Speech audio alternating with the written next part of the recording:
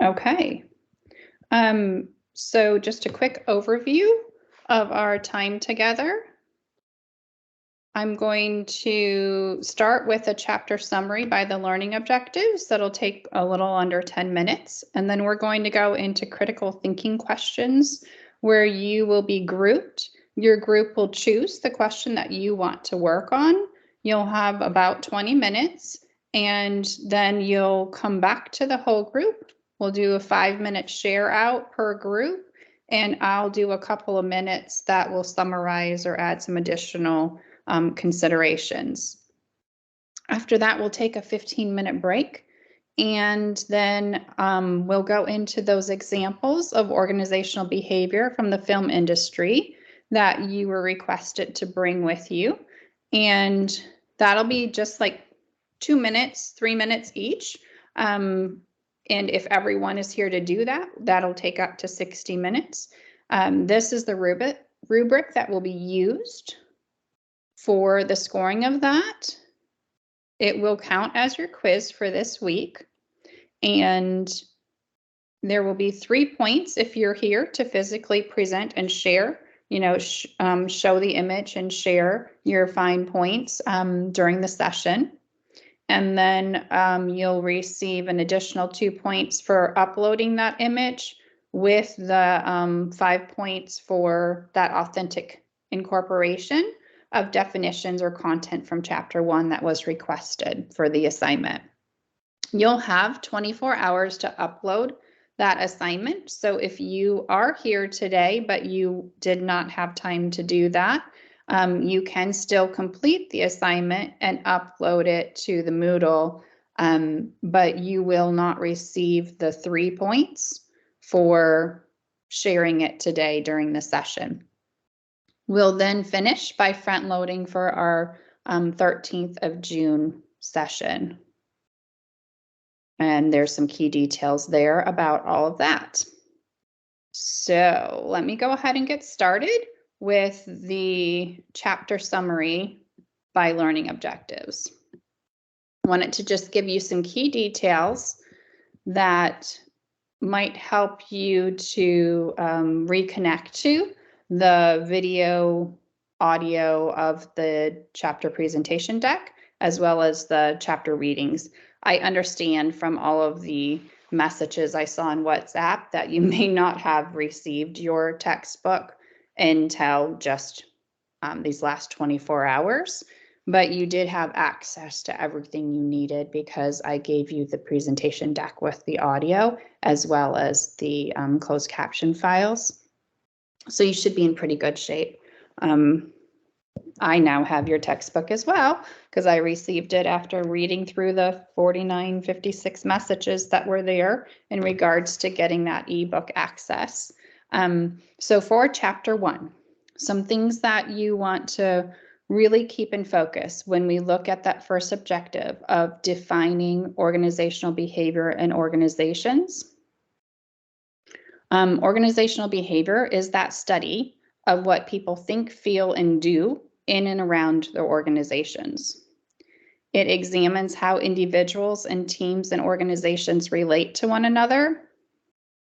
And actually, before I start this, I forgot to turn on the recording. So let me do that really quick. Sorry, guys. Excuse me, Professor, the recording is already working. Ah, thank you. I appreciate that. I didn't see it and I was panicked there for a minute. So thank you so much. Okay, so I'll go back into that definition of organizational behavior. So we're examining how individuals and teams and organizations relate to one another and how those organizations interact with their external environments. So if you think about an organization like Apple and how they interact with the world and what they offer to us. This field of knowledge emerged around the early 1940s, but it actually has been studied by other disciplines for more than 2,000 years. So organizations are groups of people who work interdependently towards some purpose. And an important thing to sign off on that definition is that they consist of people who interact with one another in an organizational way and have a collective sense of purpose.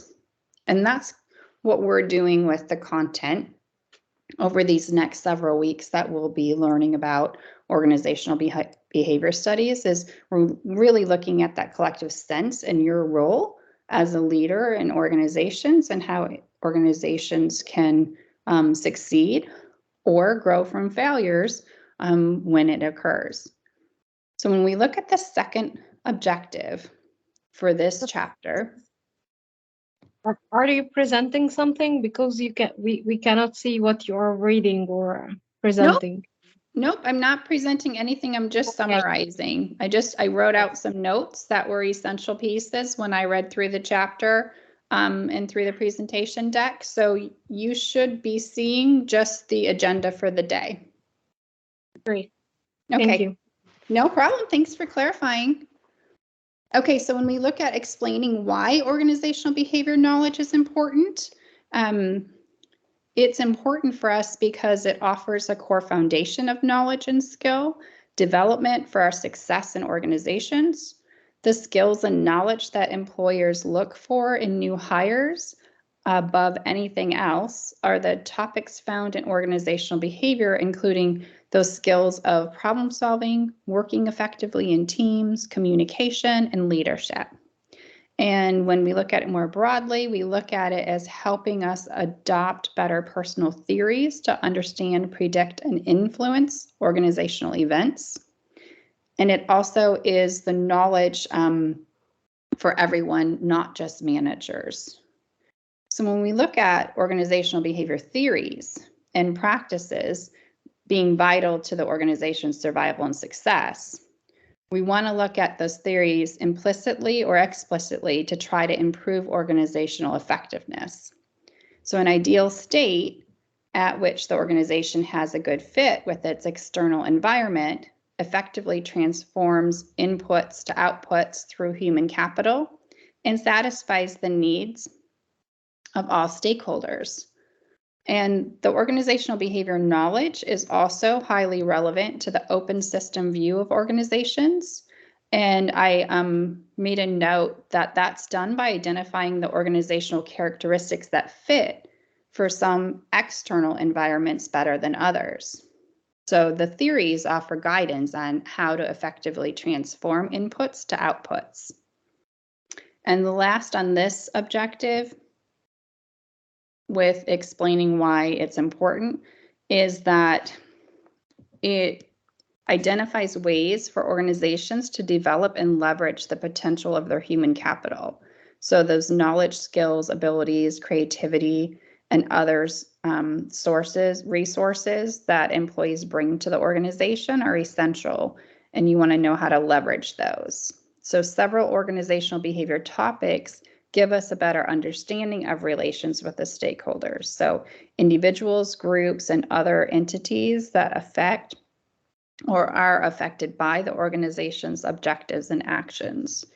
The latter focus includes the role of personal values, the relatively stable evaluative beliefs that guide a person's preference for outcomes or courses of action in a variety of situations. And we're going to actually look at some of that next week when we look at Chapter 2 and Chapter 4 together. And then it also looks at corporate social responsibility. So there's a lot of reasons why it's important for us as leaders in business to understand and leverage organizational behavior knowledge. When I go to the next objective to describe the anchors, so for organizational behavior knowledge, we look at the systematic research anchors, and it states that organizational behavior should be based on the systematic research consistent with evidence-based management. So the practical orientation anchor states that organizational behavior theories need to be useful in practice. And an example of that is by helping organizations become more effective. So the multidisciplinary anchor states that the field should develop from knowledge in other disciplines using psychology, sociology, economics, not just from its own isolated research base. And there's a contingency anchor that states that the theories for organizational behavior generally need to consider that there's going to be different consequences in different situations. So the multiple levels of analysis anchor then states that organizational behavior topics might be viewed from the individual, team, and organization levels of analysis. So when we look at those anchors, they're really different lenses or approaches to how we integrate the organizational behavior studies within our leadership. And then for Sorry, the fourth, Professor, I Yes, have ma'am. here a question. Mhm. Because I don't know or the main goal of those anchors. So this is a different tools to study an organization and the organizational behaviors, or they are a system that I have to fully fully do to reach the application of organizational behavior. Yes. So when you think about it, when you think about a system of research, well, what does the system consist of, right? It consists of practical orientation anchors. It consists of the last anchor that I just mentioned, the analysis anchors. You don't want to just live in the world of your organization. You want to bring in the psychology, the sociology, the economics through these different anchors.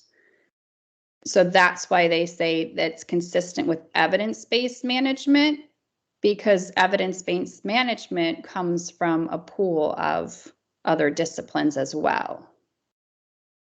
You know how you can, if you're only in your own zone, you're missing out on potential areas that can help you grow and flourish if you're not looking at other areas of expertise. Does that make sense? Yes, what I understood, it is a full tool to study and apply organizational behaviors in organization. Yes, it's the repertoire of tools. It's the anchors. It's like the foundation of organizational behavior. Okay, clear. Okay. Okay, thanks for asking. All right, when we look at summarizing the workplace trends of diversity and the inclusive workplace, there's a work-life integration, remote work, and emerging employment relationships that were included within the materials for this week. So there was a lot on this one. And I have 4 different sections. The first is looking at that inclusive workplace values and the value, how it values people of all identities and allows them to be fully themselves while contributing to the organization. It views diversity as a valued resource, and it's an organization's workforce that has both surface level diversity, observable demographics and other overt differences in people, as well as that deep level diversity, differences in personalities, beliefs, values, and attitudes. So when we look at a truly inclusive workplace, we want it to produce better decisions, employees' attitudes, team performance, and a host of other favorable outcomes for these employees and the organization are pertinent. However, diversity can also pose challenges such as dysfunctional conflict and slower team development. And next week, we're going to, one of the things you're going to work on during this week is I'm providing you with a link to do your Myers-Briggs assessment. And we're going to integrate that into the work we do in our sessions so you can kind of see how it's not that you necessarily look at the world in a wrong lens. It's how do you leverage the lens that you look at the world to be able to accept the diversity of others around you to maximize the output that you're looking for in your organization. So that'll be really good work if you haven't had experience with the Myers-Briggs before. Another area in the trends for diversity in the inclusive workplace and work-life integration is referring to the degree that people are effectively engaged in their various work and non-work roles and have a low degree of role conflict across those life domains. So we learned a lot about this during the pandemic and how a lot of businesses had to pivot to the structures for their organization. But various work and non-worker roles are inherently integrated because the physical, cognitive, and emotional resources produced or consumed by the role potentially enrich or undermine the success and enjoyment of other roles. So many people liked the switch to working from home and contributing to their bases through a home office, and others didn't. And we're going to talk about that a little bit more too with the remote work that comes next, but there's several ways that we can maximize the work-life integration. And that's doing that mix of two roles, like engaging in flexible work scheduling is an alternative, ensuring that work and non-work roles are aligned with your personal characteristics, but also having a degree of boundary management across your roles so that there's access to feeding one's soul as well as feeding the work objectives that you're trying to achieve. So when we look at an increasing percentage of the workforce performing their jobs remotely, some or all the time, rather than at the organization's physical work site, some organizations became completely remote, where everyone works at home and in cafes, and the company has no physical head office. But working remotely can offer potential benefits to employees and employers, but there's also disadvantages. So we want to look at the effectiveness of remote work and what that's dependent on, which is the employee, the job, and the organization. So when we go into emerging employment relations, we're working as an employee for an organization, but increasing percentages have more fragile direct employment relationships where it's part-time or on-call or by consultancy. And the largest labor market growth has been indirect, outsourced agencies, and contracted work. So some contractors negotiate their own contracts with the client, and then that work through branded platform companies like Uber take place, right? These emerging employment relationships have been positive and negative, and the job performance, job satisfaction, team dynamics, self-concept stability and clarity, and the ambiguity of managerial roles are at stake. A great example here, when we look at the contracting roles being negotiated, is when we look at the medical field. And so like my daughter is a registered nurse at Duke Oncology in North Carolina, and they had such a shortage of nurses that they had traveling nurses that they were paying a higher rate to come in and fill those positions that were empty. So yes, filling those empty positions alleviated the stress on the nurses who were there full time, like my daughter, but it also opened another issue because they were receiving greater pay. They didn't have a great understanding of the culture of the hospital. And so there was a disconnect or dissonance between those medical professionals who were there full time and those who were only there for scheduled matter of months.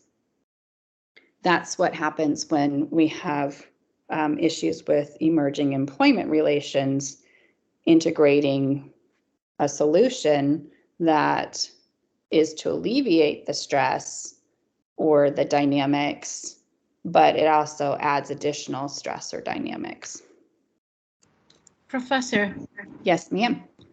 In this part for the indirect and contract relationships, only disadvantage was mentioned, although they are the two types of relationships usually occur in the organization. It is rarely a direct relationship between the employee and the employer, so they don't have any advantage. I'm not sure what you're asking. Who doesn't have any advantage? At the slides, the indirect and the contract relationships, only disadvantages for them was mentioned at the presentation. And the direct relationship, there was only one advantage, which is higher work quality, of course. So I was asking, is there any advantage for the indirect and contract, or because they are the usual relationships in employment? Mm-hmm. Well, yeah, because what it does is it offers an advantage of having more bodies, having more positions filled, and not having a need for hiring, like in the example that I gave, right? But that inadvertently then has additional disadvantages. So you have to outweigh, patient care was the center of that example from the medical field, right? And so are the patients being cared for first and foremost? Yes. But is it causing disadvantages? Yes. Does that make sense? Yes, clear. Mm-hmm. It's a little bit of a muddy area, so keep thinking on it and bring back questions, okay? Professor. Hello, Professor. Yes. And I want to have a question about the Myers model, the model of individual behavior. And when we look at the individual behavior, there's a Myers motivation, ability, and role of perception. So, what's the Myers model of individual behavior? Please repeat that in model. The Myers, yeah, I'm actually going into that right now. Okay. So when we look at the 4 factors that directly influence individual behavior and performance, we look through that acronym of MARS, the motivation, ability, role perceptions, and situational factors. Is that what you're referring to? Yes. Okay. So you're right on target because that's what's next. So when we look at that acronym of MARS, it directly influences individual behavior and performance. So motivation represents the forces within a person that affect his or her direction, their intensity, and their persistence of voluntary behavior. And then the ability includes both the natural aptitudes and the learned capabilities required to successfully complete a task, while the role perceptions are the extent to which people understand the job duties, the roles assigned to them or expected of them. And then the situational factors, the S, include conditions beyond the employee's immediate control that constrain or facilitate behavior and performance.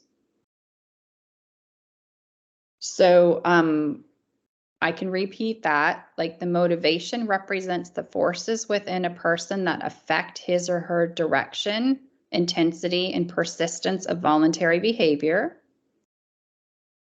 Ability, the A, includes both the natural aptitudes and the learned capabilities required to successfully complete a task. R, the role perceptions, are the extent at which people understand. And then the situational factors, S, include conditions beyond the employee's immediate control that constrain or facilitate behavior and performance. So an example, like if we look at the situational factors, I have a colleague who is the executive director for school reform in Indiana. and her chief officer resigned. And in resigning, additional executive directors took different roles with other companies. So my colleague had to take some of the employees from her division and sprinkle them throughout those other roles to keep the ship afloat, if you will. And so a direct result of that is that those people weren't hired for those other roles, and they weren't able to meet their goals in the roles they were hired for because the situation, which was outside of their control, constrained them from being able to perform their duties that they were hired for. Does that help? Yes, yes. It's Okay, clear. great. Okay, so now I'm going to just do a quick summary of the 5 types of individual behaviors in organizations. That was our last objective for this chapter. And when we look at those 5 types of workplace behavior, task performance refers to goal-directed behaviors under the individual's control that support organizational objectives. It includes proficiency, adaptivity, and proactivity. Then we look at organizational citizenship behaviors, and those consist of various forms of cooperation and helpfulness to others that support the organization's social and psychological context. When we look at counterproductive work behaviors, they're voluntary behaviors. Excuse me, Professor. Yes. Can you give an example for the organizational citizenship behavior? Okay, so when we look at organizational citizenship behaviors, there's lots of forms of cooperation and helpfulness to others that support the organization's social and psychological context. So what that could look like for citizenship behaviors, when we think about the social or psychological context, is there may be someone who you outsource that does different events for your organization to provide opportunities for your people to socialize in order to connect and feel cooperative and helpful with each other. That's a pretty simple example. When we look at citizenship behaviors in a more psychological context, we can bring in that conversation I was sharing earlier about diversity and inclusion, right? And whether you're at a surface level of implementation in your organization or whether you're at a deep level. And so you may have someone come in and support or have a role that supports ongoing growth and understanding of diversity and inclusion so that all of your employees can be good citizens of your organization. Clear. Thank you. Okay, no problem. When we look at counterproductive work behaviors, that's that voluntary behaviors that have the potential to directly or indirectly harm the organization. So joining and staying with the organization refers to agreeing to become an organizational member and remaining with the organization. And then maintaining work attendance includes minimizing absenteeism when capable of working and avoiding scheduled work when not fit. So low presenteeism, and we're going to do one of our questions relates to low presenteeism, because that can mean that you're physically not present, but it can also mean that you have mentally checked out and are not present. So you're showing up for work, but not doing the work necessarily at the rate that you normally would or that would be expected, or you're physically not showing up, more absenteeism, more taking holidays and whatnot. So we'll look at that, but Sorry, I don't get the concept. Does it mean that I'm physically existing in the organization, but I don't do any mental effort to present my presentation in the company, or it mean about just the absence from the company physically and mentally and existing physically and mentally? Sorry, I don't get the idea. no problem. I actually wrote out some more notes about this because it was one of the questions, the critical questions that we're going to be working on, is about why might employees display presenteeism and what can organizations do. So I'll go ahead and share those notes with you now because it is a kind of confusing concept. So I made notes right away.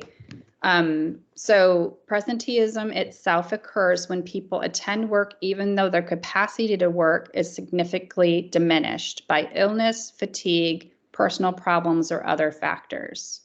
So a simple example of that would be you were at work doing your best self all week, you went home for the weekend, and a significant other passes away from COVID.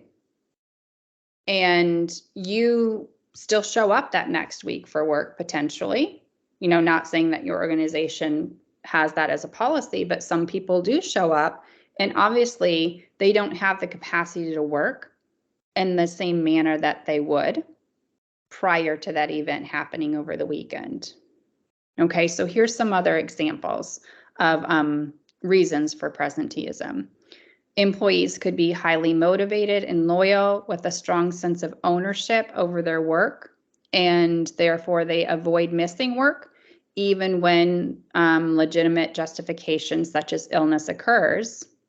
So some people's motivation is so high to the point of workaholism that they're internally motivated to work to an excessive extent and to demonstrate high levels of presenteeism. Another example is where some employees, particularly in certain jobs and roles, might feel that they are not really suitable and that they then don't show up at work. So the job may not get done, or people would not get the essential services. So like if it's the only doctor that's in a rural area and they don't show up, presenteeism is an issue. Another, Excuse me, Professor. yes. Mm-hmm. Can we say also as an example for the presenteeism, if an employee is terminated or resigned and he is supposed to serve the notice period, there, like I'm facing it in where I'm working, the employees are there, but they don't care about the job. They don't give 100%. So is this correct? Correct. Yes. Okay. Yeah, correct. That's what when I started speaking about presenteeism, and I said you can physically be there, but you're not doing the work at the level that you were hired to do it, or at the level that you were previously performing, because something is getting in the way of that. Yeah. So we can say presenteeism is not doing the work. Yeah, that's one example of how presenteeism could, because presenteeism means being present, right? Being present for what you were hired for in the role and the capacity that you serve. So if you're not present for whatever reason, it can cause issues. But I can be present and not doing the work. Right, because okay, so if you have a heavy workload and there's a need to show high level results, that could lead to presenteeism because people feel like they have to work to achieve what is expected of them, but they also could like check out, like take a lot longer to complete that work because they don't feel like they're up for the task. Okay, thank you. Yeah, so it's important to remember that employees with a low job security and who lack paid sick leave, they might show up for work even with a low capacity to complete the work, right? That's a simple example. So there's other reasons, like you just shared, that people might physically be there, but the work isn't getting done. But there is the opportunity for employees with low job security, as an example, and they don't have paid sick leave. They show up for work, but they have a low capacity to do the work. So some organizations see presenteeism in a positive light and as an indicator of a devoted workforce, but it is also the role of the organization to ensure the well-being of these employees, to avoid the burnout and offer them the work-life balance, both for ethical reasons and for long-term performances. So when employees show up to work, even when they're sick, they pose a risk to everyone else around them. And that's why it's important to have a clear policy regarding the importance of staying away from the office when you're sick, to follow up with employees who tend to demonstrate presenteeism, and to display reasonable demands. So we want to make sure we're educating our employees on matters that could also have positive results.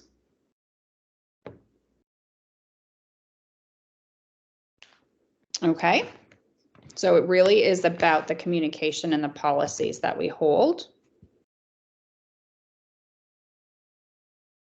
in whether presenteeism can be totally positive or have a negative impact. So that is just like my notes. I had different materials provided to me from the curriculum developers, and then just got the textbook when you all had those messages going on yesterday. So I sat down and wrote out with each objective those key points. And I try to take everything directly from the materials that are being provided so that there isn't too much confusion. So let's go into these critical thinking questions now. I wanted to give you an opportunity to work with each other, and you are going to be grouped. And then in your groups, you're going to choose question 1, 2, 3, or 4. So question 4 is, why might employees display presenteeism, and what can organizations do to reduce presenteeism, and how ethical are these strategies? So you might want to keep going on that conversation that we were just having in your small group. Question number 3 is looking at work-life integration as being one of the most important issues that job applicants consider when choosing where to work. So think about a variety of specific benefits, working conditions, or resources that employers offer to support work-life integration. And then which of these is most valuable to you personally? So that's a conversation for you all to have in your group if you choose that question. The second question is about the potential of having a young student from the United States who's interested in doing international business across China, India, Brazil, and Russia. And your discussion would be around how the knowledge of organizational behavior can be useful to this student. Or if your group chooses or selects the first question, or scenario where a friend suggests that organizational behavior courses are useful only to people who will enter management careers. And your discussion will be around the accuracy of that friend's statement. Do you agree with that? Do you not agree with that? What do you think the benefits are of organizational behavior? So we're going to go into groups. Gotta find my page here and see how many people we have that joined us now. 13 of you, good. A lot of you came in late while we were going over the objectives. So what we're going to do is I'm going to set up those rooms. This document that is on the screen right now, you have in the chat box. And in your room, you're going to take less than 20 minutes. You're going to choose one of the questions, scenarios. You're going to talk about it. And someone from your group or a couple people from your group are going to represent your understanding of that critical thinking question in relation to what you know so far about organizational behavior from the materials. And then you're going to come back to the whole group. And each group will have someone or a couple of people share the key points of your discussion or the learning. So you'll come back, you'll say, we worked on this question or this statement, which is, and this is what our key points are. And then your colleagues will have a chance to respond, and I might have a couple things that I want to include. And this is a way for us to integrate all of those objectives that we just talked about in a more authentic way. Any questions about what you're going to do?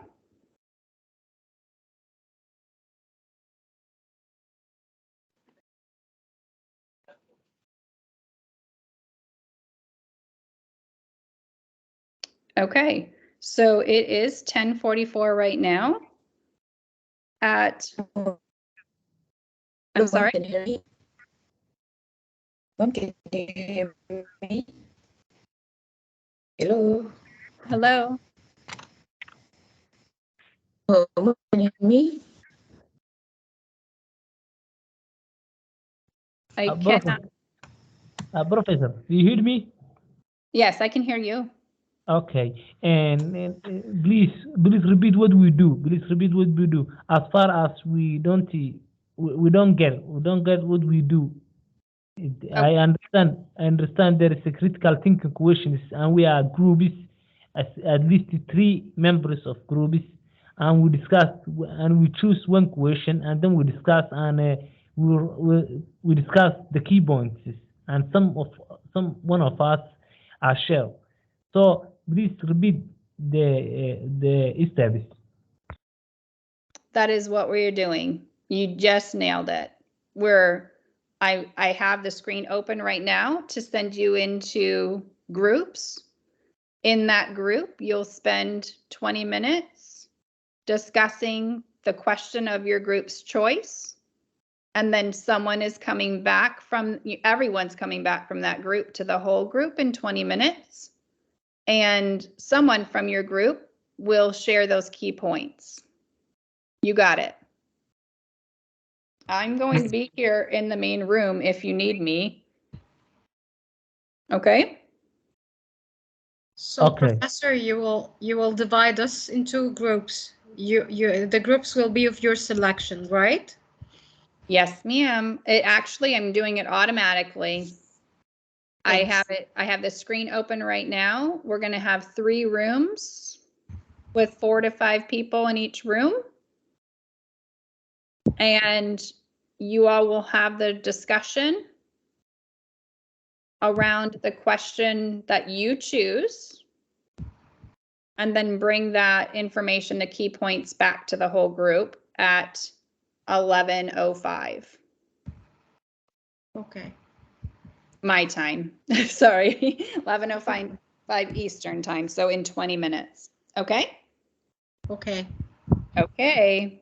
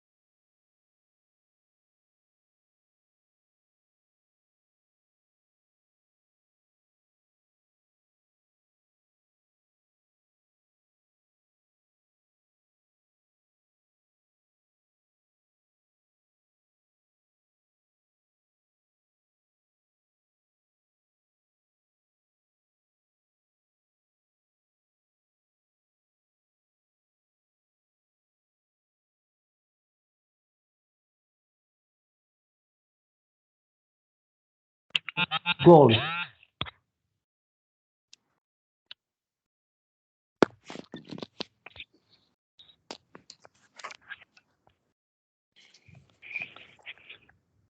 Welcome back.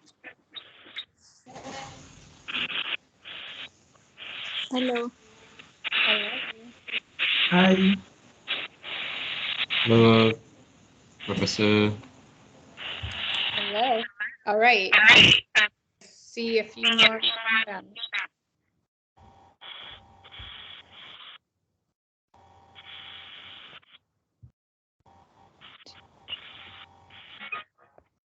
Okay, I think we're in great shape. Let's go ahead and get started. I'm going to close out those breakout rooms completely. And our first room, room number 1, sometimes I'll go backwards, guys, but room number 1 ended up having the most people in it. That was Olia, Sarah, Abdizamid, sorry if I said that wrong, Osman, and Ahmed and Judy were in that room. So who's going to share your thinking around which critical question you focused on?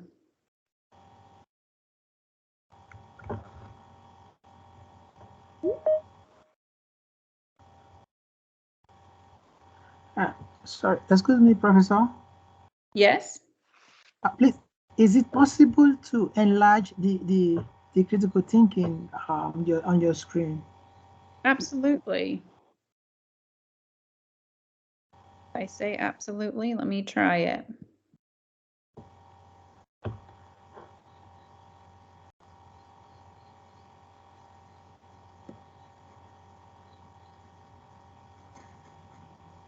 Does that help? Yeah, it's okay. Is that better? Yeah. That is better than before. Okay, I can go a better than- little bit larger. Yes. And make it a little wider for you. Remember, you have this in the chat box as a download document, PDF as well. Okay, here we go. Those are our questions. Excuse me, Professor, I don't think it's available in the chat box. Okay, so I put it in right when session was starting. I will do that again, but I'm going to do it during our break so that we don't get off schedule here, okay? So I put it in at the start of the session, but I will go ahead and put it in again. It might be that if you come in after the attachment is added, you don't receive it. That's what Zoom is like. So my apologies. Thank you for pointing that out. So let's go to room 1.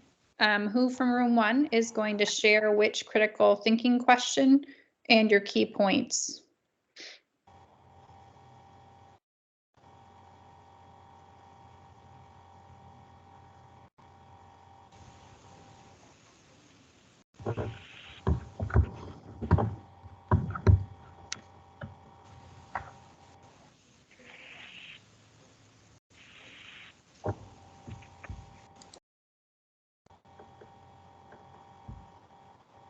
I'm waiting for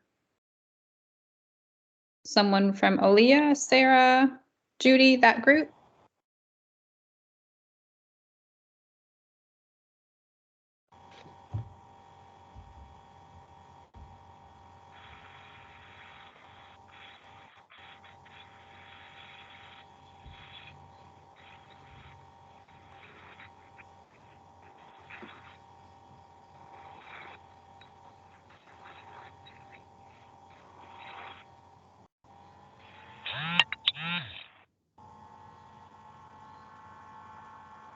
Just Samid, are you trying to share with us?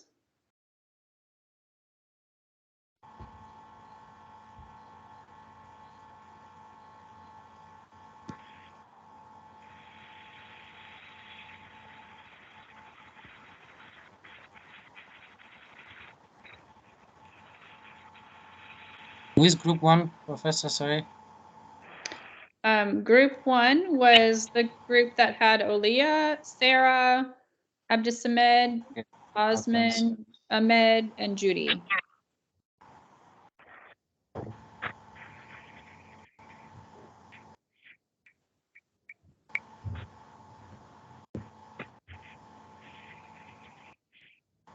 I Okay. think another group can present if they're not ready.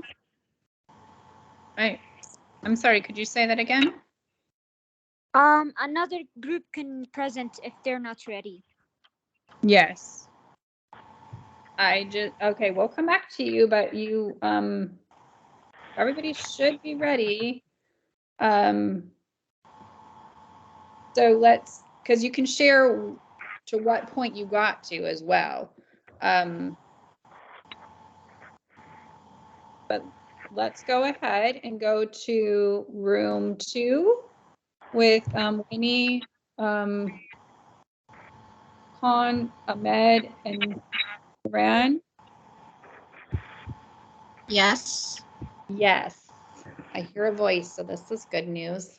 Which critical thinking question did you all discuss? Actually, we chose number 4. Yeah. Okay. Yes. So tell me what your key points are.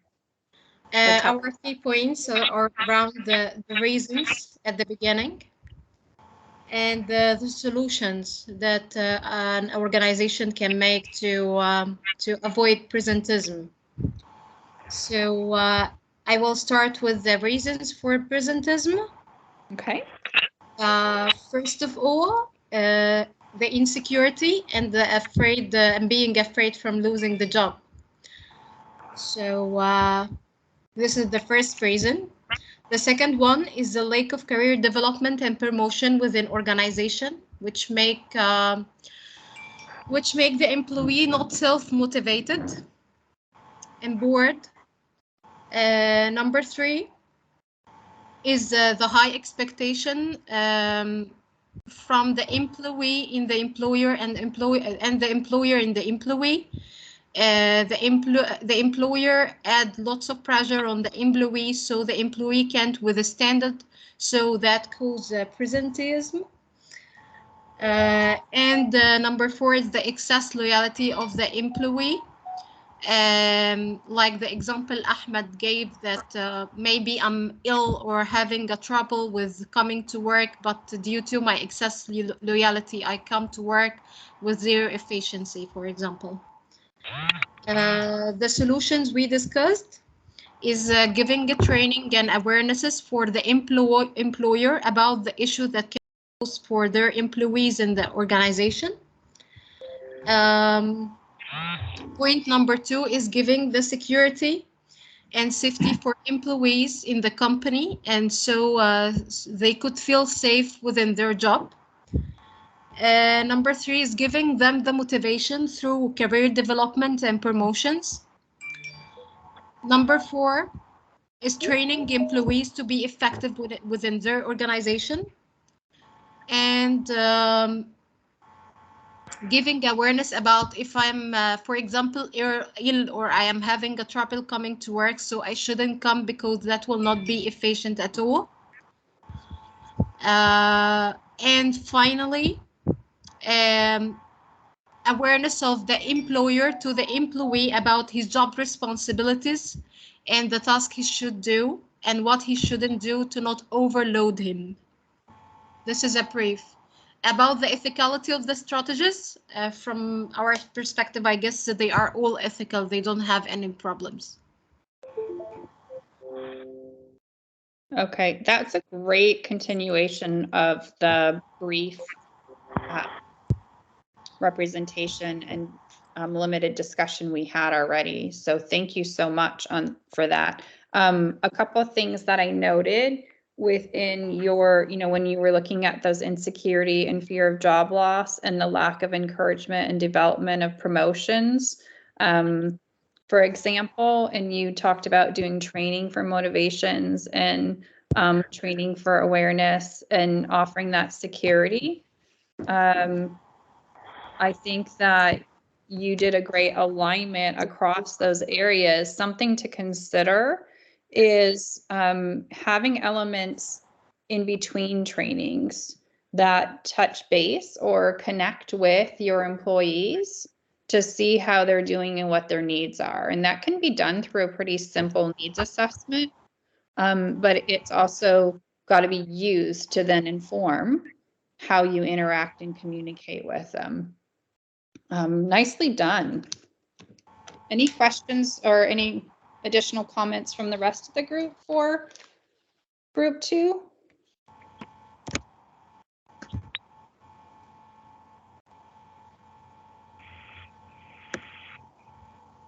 All right. Thanks for being. Oh, go ahead. Sorry for interrupting. So we're group 3, and I think we did the same question. Yes. Okay. So I think so maybe different ideas will you will find different ideas from neurons. Okay. On our part. Yes. Okay. So do you want to go ahead and share those now? Sure. Mansoor, do you want to present? Mansoor?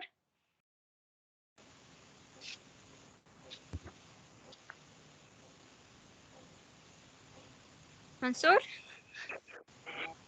I think, okay. So I think he's not online. Oh. Or maybe he's not listening. Let me look. Or, yeah. Okay. So I will mention the points we jotted down. So the points we stated are employees might display presenteeism due to different factors, and examples are, for example, health problems. Maybe the employees might have health problems. And the second thing is maybe the employees are parents and they are leaving their children somewhere. It might be a childcare which is far from their office, and they might be thinking about that. And another point is the employees are the work that is being delegated to the employees is a lot beyond their capacity. And the fourth point is if the organization is not recognizing the employees' opinions or contribution to the organization overall. And the fifth point is, that I think that's it. And what the organization can do to reduce presenteeism is, for the health problems, providing wellness programs. So the wellness programs can be for emotional health problems and physical, for example, by providing exercise programs, or by providing training or consultation with healthcare providers. And for parents, providing a childcare rooms near the organization or near their office. And for the work that's being delegated over their capacity, can be maybe hiring interns, because the work that's being delegated to the employees can be delegated to the interns. And work division can make it simpler. And another point I didn't mention is when, for example, there are when some employees are not motivated enough due to their own reasons. They might lack motivation and might influence other employees to punishing them, or the punishment might even go to firing them, because they might cause a negative work environment in the office or in the organization. And as to how ethical these strategies that we stated are, I think most of them are ethical. And that's it. If there's anything anyone wants to add from my group. Yes, let me add a point to that. Okay. Okay. Yes. What I want to add in addition to what you just discussed, the management can set up a safety awareness campaign. And this safety awareness campaign will go a long way to educate other members or other employees of that same organization to be aware that there are some employees that may have been suffering or had one health challenge. This campaign goes a long way as not to discourage other employees that are physically sound, mentally sound, from being discouraged at work. So if this campaign awareness is being put in place, it will enable other employees to carry out or discharge their duties effectively and efficiently towards achieving the organizational goal, instead of looking at and pointing accusing fingers on some that are physically present due to ill health or any challenges. They were not able to carry out their work effectively. Number two, there should be a cooperation from other employees to assist their colleagues in the office, knowing their challenges or their physical position. I think these are the 2 points I want to add in addition to that. Thank you. Thank you, Wellington, for adding that, because when your group was sharing, it made me realize, like, don't be mistaken, multiple of these issues can occur for one person at the same time. And so being cognitive of that and having a disposition that is supportive of the person in their situation while supporting the ongoing work is really important. And it's a fine line. That's why we have this course. That's why we're going to be working through the content that we're going to be working through over these next weeks. Because it can be where someone has a health issue going on at the same time as having a work overload going on at the same time as having a disconnect from their leader. مega internet ندارم. کشف. Yes.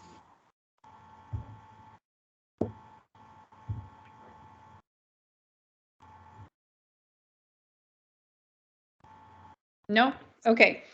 So let's go back to the first room. I see some chat took place in the chat box from some of those group members.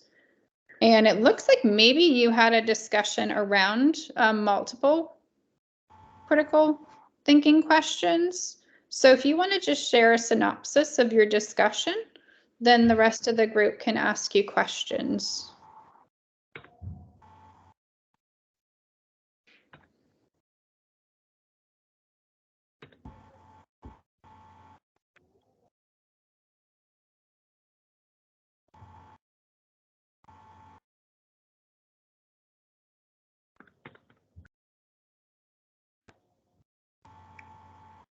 Group one?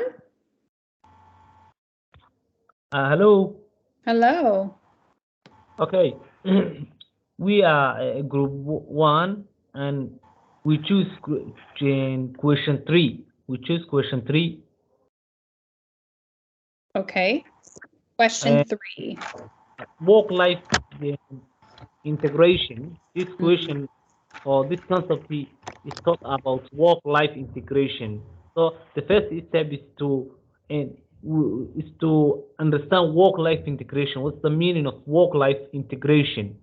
I think work-life integration is a wider concept that talks about the most important issue that the employees must engage, or the employees must help each other. So the question talk about the benefits. The question we ask is the benefits, working conditions, and or resources that employers offer to support work-life integration. So if we try to the benefits of work-life integration, the first point is to increase productivity, The second point is less instances of sickness and absenteeism, a happier, less stress workforce. The staff feeling value and their personal and family life is important. Improvements in employees' mental health and well-being, more engaged staff. This is the benefits of work-life integration. There is another concept. The another is working conditions, and the working conditions refers to the working environment and aspects of an employees in terms and conditions of employees. Those coverage such as those, those coverage such as the healthier, the safety, the training, skills, employability, and well-being, and working time and work-life balance. That's the called or that's covered the work conditions. So this concept is talking about the working environment and aspects of an employees in terms and conditions of employment. And number three is resources that employers offer to support work-life integration. We know the employer is giving or supporting the employees to support the work-life integration, because if the employees is not engaged where when the work is done, it will affect the performance of the organization. So it's important that the employers must offer or must support the employee. That's the resources. The most valuable in when as we see the question, when the job applicants is one of the most issues that job applicants consider when they choosing where to work is the work-life integration, and it's a wider concept that's important. I finish. Thank you. And you connected to like group 3, gave some great examples of that. Looking at the work-life integration benefits and conditions and resources, like remote work, flexible hours. They talked about exercising while working, child care centers that are supported in-house. And I would like to add on to that affordable child care centers that are in-house, and things like career counseling that can help with that issue of presenteeism. If you know where you can go in leadership, if you want to be able to change positions or change ranks, having a program in place that allows people to know what it will take to do that and to build in systems of support for that is going to be really important. So that work-life integration does definitely directly relate to the presenteeism that the other groups focused on. Thank you, everybody. I know it was like a bumpy one. We're all around the world, so it's awesome that we get to take some time with each other and then come back to the whole group as well. I wanted to take a break at this point. We only have an hour left, so let's take a very quick 15-minute stretch break. Go let your brains take a break, do whatever you need to do, and come back at what will be 11:45 Eastern time. I'm just going to turn off my camera and my mic, and then you'll know that we're starting when I introduce everyone back. 15 minutes, okay? Okay. Okay. Okay, thank you. Get a stretch break in. Thank you. Thank you, Professor. Do we still need to look at the remaining question 1?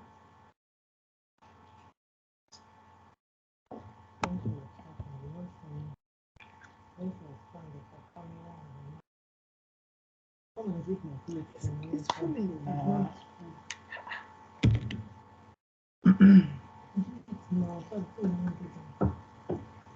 Go and check your laptop. None of the song is fine. I think it's only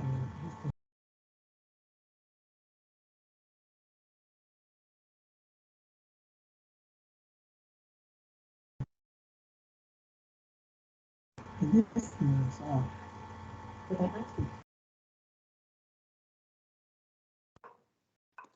Hello, room 1. Hello, room 1. Yes, hello. Is this my group mate in room 1? It's Are you one? Olaya. How are you? Are we done now in group 1? In room 1? Yeah, we've already gone back to the main room, and we've already finished discussing the questions, I think. Oh, so it's all done. I'm sorry, I lost my connection. Oh, sorry, I couldn't also try, because I was having problems with my connection, but we already done. We are at break, and then we are going back in 15 minutes to the main room. So no, in the room 1, no one will do the discussion anymore? No, someone has already presented that. Oh, okay. do you still need to present question 1? Pardon me? Is there anyone that still need, any group that still need to present question 1? Oh, I think if you're not done yet, then I can share a little, but if you're done, then that's okay. Okay, but well, I'm not sure if the prof will make provision for us to present question 1.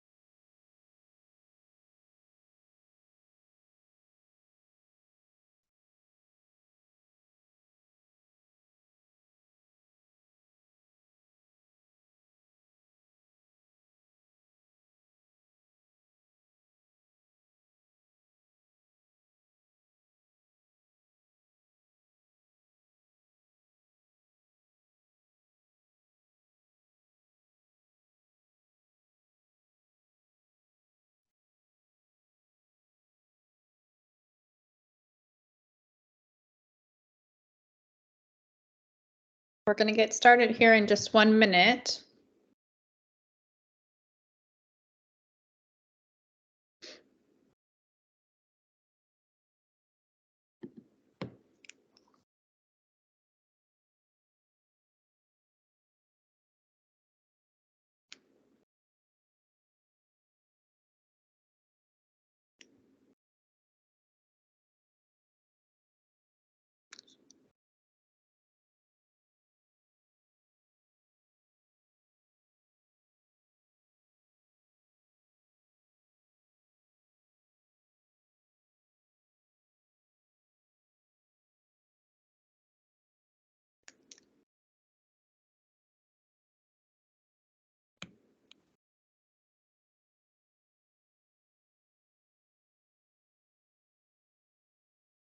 Okay, it is 11:45. If you can just give me a quick note in the chat box that you're back.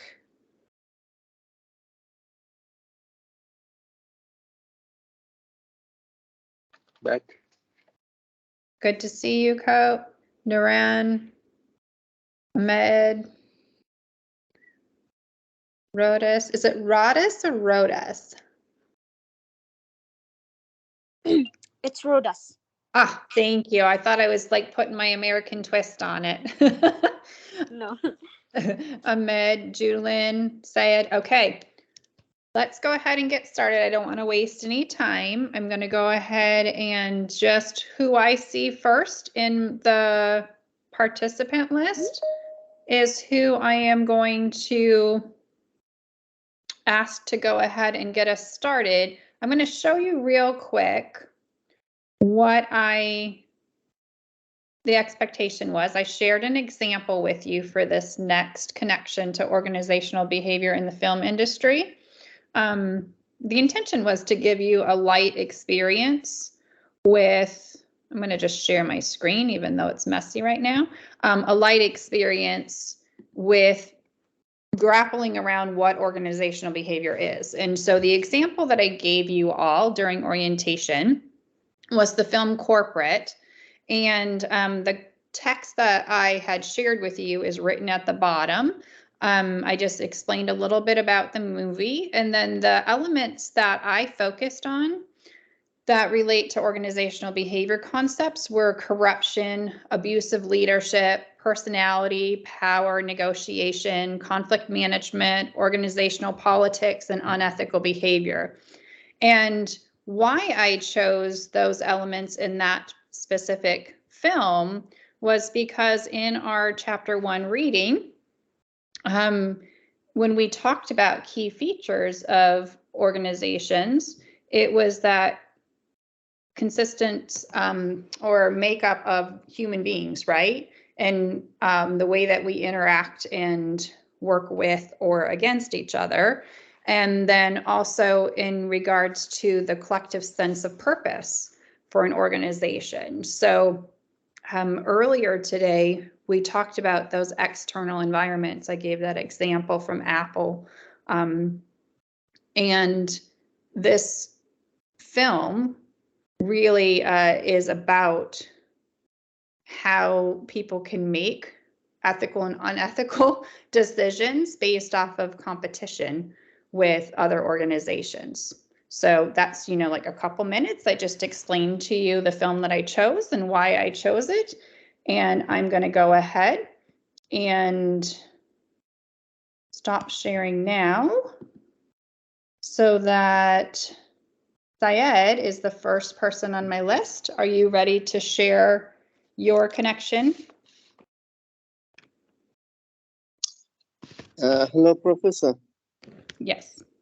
Hope you're fine. And also hello to my classmates. I'm sorry because I had a problem with my net connection and I couldn't join to the class in 3 previous weeks. So I could join right now. Okay, so I'm going to go ahead and go on to Abdissamed. Did I say that right? Hello? Pardon me? Hello, Abdismid. Yes, I hear you. All right, perfect. Are you ready to share your connection of organizational behavior with the film industry? Yes, but I need enough money. I need enough time. I need. Okay, so you're not ready. Yes, I'm not ready. I need more. Okay.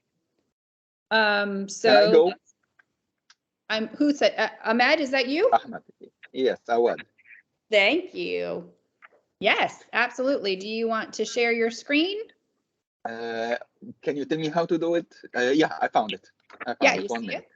it? Okay. Uh, And will it allow you to? okay, I don't. This is the problem. I,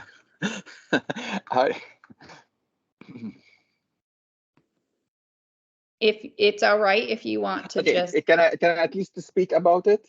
Yes, absolutely. Okay. The movie I chose from the film industry was The Wolf of Wall Street for Leonardo DiCaprio, issued in 2013. Mm-hmm. It was directed by Martin Scorsese.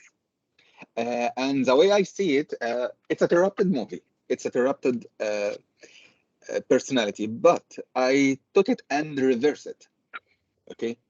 Yes. The movie shows many concepts of organizational behavior, such as leadership, motivation, influence, and power. Okay, and in terms of Mars, the motivation, ability, role perception, and situational factors. For motivation, I felt that the motive here is to gain more money and more power. Okay. Yeah, I agree with that. I've seen that film. Which was supported by the ability of Leonardo DiCaprio, or I think his name was Belfort, as he was an excellent salesman, a very focused on customer needs.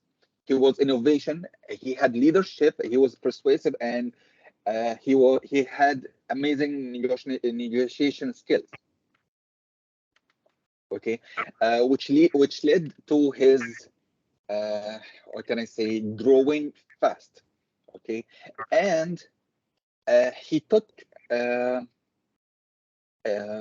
like a role on himself to this is the part for role perception. He set clear vision and clear goals for the company, and he had clear expectations from his team. Clear expectation to the terms that he wrote for them a script to say in each phone call. Mm-hmm. Okay, for the situational factors, which is the circumstances around the company. Okay, there was encouraging for corruption and abuse from the top management or the top employees to the smaller employees. Okay, the manager encouraged the corruption. He encouraged the abuse of small stuff. Okay, and of course, when an employee sees his leader is corrupted, okay, he takes he follows the leads. He take a role example or take him as a role model. Perfect. Thank you. That is exactly I just think it's such a great way to be able to take some pretty heavy content and see it in the light of Now I got the sharing. Now you got the screen. Well done. Okay. Thank you so much. That was excellent. I'm going to go ahead and so if everybody wants to use their reactions to be able to move along quicker, I want to go ahead and go into our next representation. So thank you so much, Ahmed. That was amazing. Can you help to close the share? How I can close your share, I think. Let me see. No, I can. I found it. Okay, very good. By the time this course is over, you are going to have like, everybody's going to be experts in online platforms, right? Until then, we'll work our way through the best we can. So let's go next to Ahmed Alsiad Abraham. Yes. Yes. Can you hear me? Share? I can. Yes. Okay. Are you ready to share? Yes. Great. Can you see my screen? I can. Okay. The film I will talk about is The Intern. Here is a photo of the film, and I choose to speak about the outline in few. I'm sorry to interrupt you. The teacher, this is my film. It's okay to have the same movies. Yes, yeah, No it's problem. totally okay. Thanks for letting us know, though. We are the same movies. Awesome. Well, you know, I almost chose, I actually, both that have been shared now, I almost chose as well. So I'm glad I went with something a little different. I'm sorry to interrupt. Go ahead, Ahmed. Okay, the outline talked about Ben, who is a 70 years old retired man, tried everything to overcome his feeling of lonely when his wife left. When he walked away, he saw an ad, need an assistant to a website founder. He didn't hesitate. He faces a culture shock after applying to the job. From being an ordinary phone book company to be in high-tech startup. Gradually, he involved at work with a lot of employees, helped them with their tasks. He was very disciplined by waking up early and come and show up to work at 7 a.m. Sorry. He became very committed to his stakeholder, Jules, and his way. He always willing to encourage her to take care of her life. This is a small and brief points I try to make and concentrate about organizational behavior concepts here. The first one, we note how Ben engaged with external environment with his team, despite of huge age difference between them, which result to enhance the relation between them and increase the productivity. He directly satisfies the needs of Jules, which is his stakeholder at work, and provide any help either she or his workmate needs. It's kind of value people being accessible at Jules, set at shared community desk with other employees, not an what we say at a separate island. She is always available and visible when everybody needs her. She talk to her directly. She always keen on values people by participate in every details and try to satisfy her clients' needs. The next point is respect diversity at many levels. For example, there is a great difference between age between his teammate and Ben, but it didn't an obstacle to involve him smoothly in the work environment. So they did the maximum benefit from his experience, advice, and wisdom on the social level and work experience. Regard the Mars model, I choose 3 points of it. We can see as Ben goes to bed by 9 p.m. and worked up at regular time every day. He always exercise regularly. He become an example of a fast learner with high learning capability to get his task done clear. Ben always know his boundary and limitation from Jules to have a clear rule perception. Finally, Ben adopt himself to a new type of job which is totally different from his previous experience. That's all for me. Well, thank you. I'm giving you applause. Nicely explained. Very well organized too. Let's go into Chan. Chan?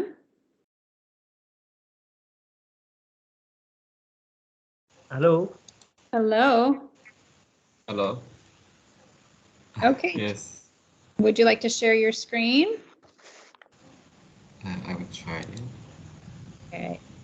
And it's okay if you don't share everything that you have written down. I do want to make sure that we have a chance to hear from everybody who's prepared.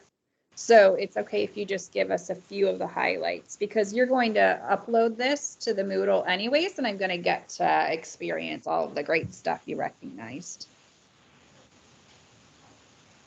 Excuse me, Professor, can I ask a question? You may. In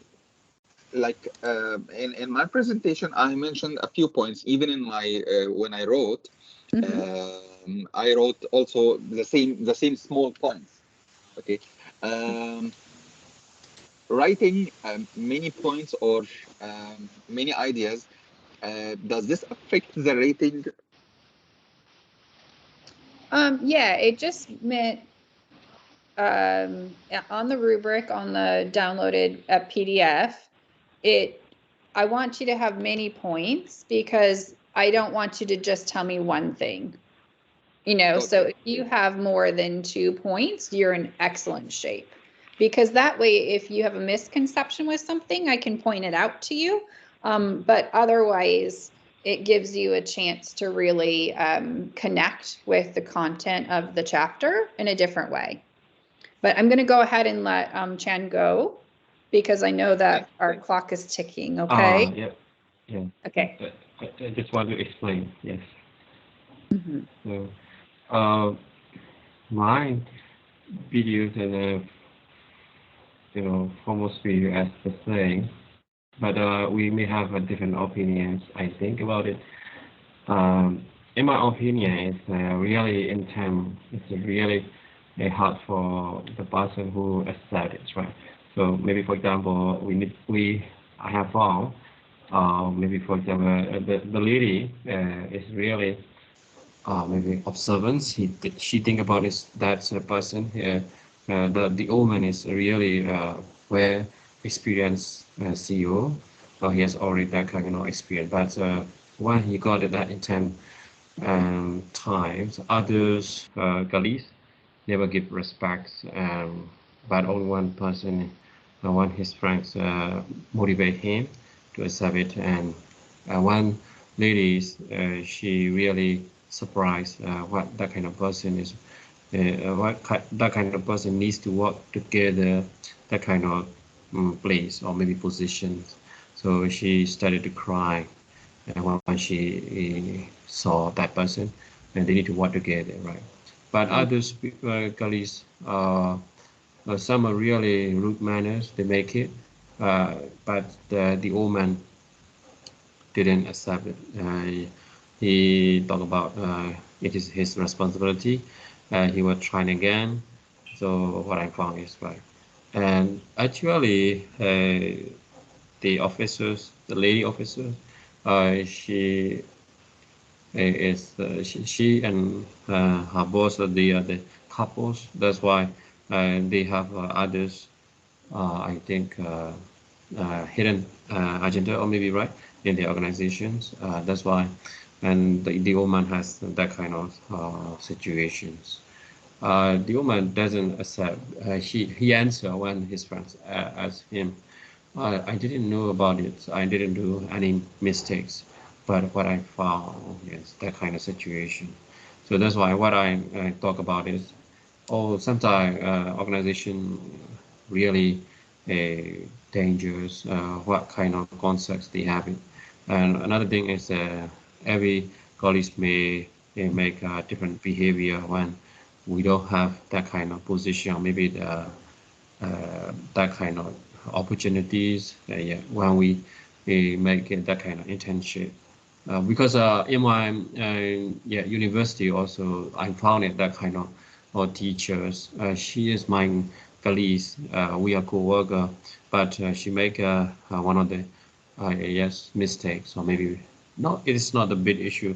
One thing is she usually share her knowledge when she ever give lectures in the classroom, but student feedback is not good. Another thing is the other teacher also, maybe I think our boss gave her bad feedback. That's why she had that kind of intent.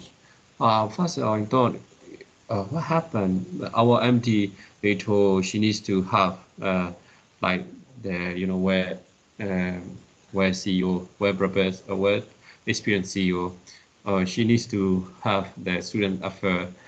And I'm really surprised why I haven't found that kind of teachers. She needs to go to the student affair and have that kind of people works. Sometimes she needs to check the attendance. Why? I didn't know about that one. But when I watched that movies, oh, that is the intent. Oh yeah, really afraid. I'm really afraid of that kind of situation. And so that is my lesson. I got it from this movie. Thank you, Professor. Thank you. Thank you for connecting it to your real life experience. That's an awesome way to make sure that you're retaining the content from your learning. So well done there. Judy, are you ready to share today?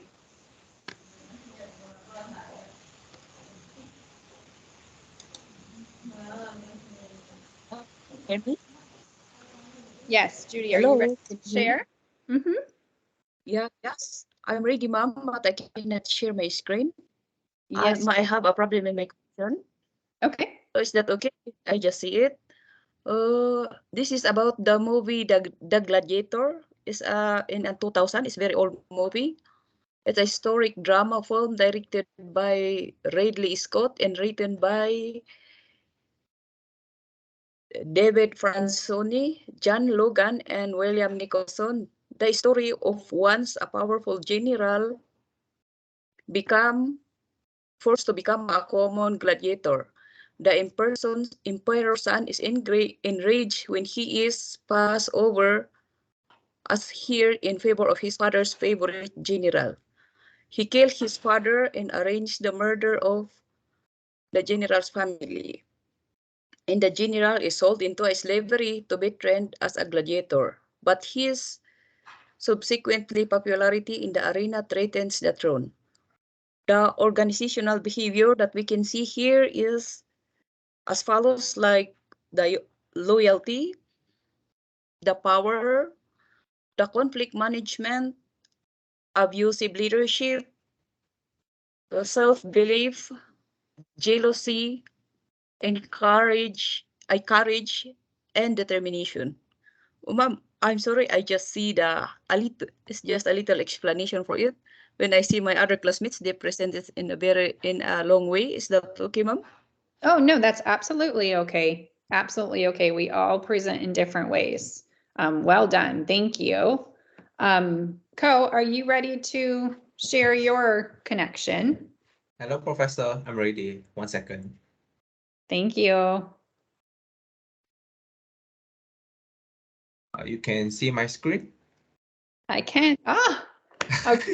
Can't wait to hear. All right. Tell me. Tell Okay. us. Want to know. For this assignment, I'm actually going to be talking about the Ants movie, which actually representing the examples of this organizational behavior. So I just give a brief synopsis on this. It's a story about an ant, or to be precise, it's actually the worker ant, who was born to take and follow orders from his superior. So as the story goes on, right, he eventually fall in love with this Princess Vala. And at a particular point of time also, he noticed the evil scheme of the general ant who wants to wipe off the whole population of ants. Zack then decided to gain social standing and save the whole colony from the evil scheme of the general. So Zack is actually the protagonist of this the character for this movie. So in this movie, there are actually two types of leadership being portrayed here. First is actually the highly effective leader, and second is a toxic leader. So for this case, I'll be talking about the highly effective leader, which being portrayed by Zack. So Zach is actually known to be the highly effective leader in this movie. This is because he managed different situations by thinking as an individual, but with the objective to help the whole colony. This is actually very important as Zach is trying to understand and predicting events that will take place.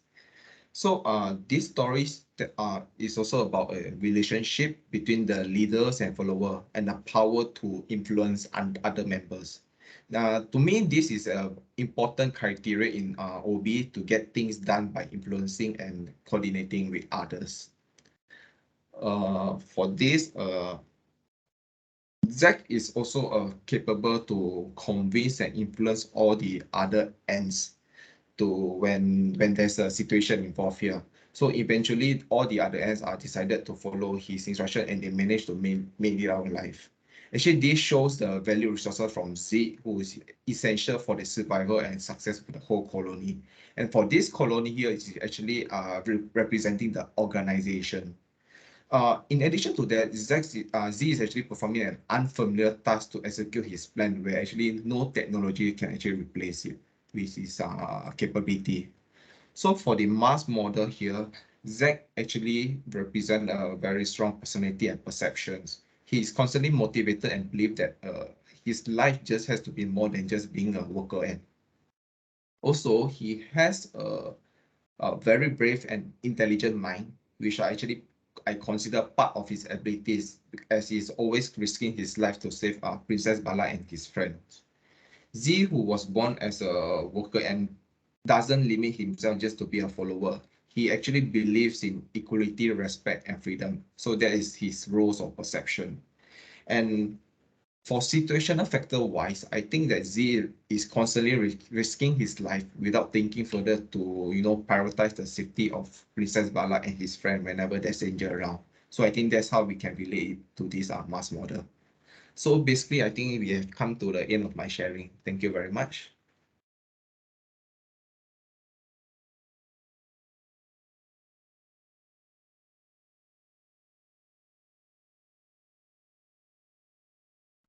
Miss, you're Oh, muted. Professor, you are You're on You're mute. muted. You are mute. Yes, Sorry. being mute. Yes, I'm muted because the dog was moving around the house and I didn't want that.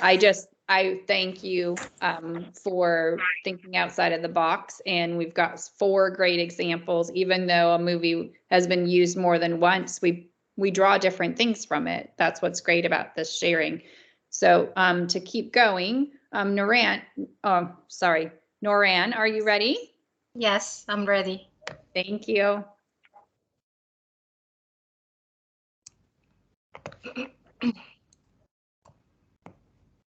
Can you see my screen?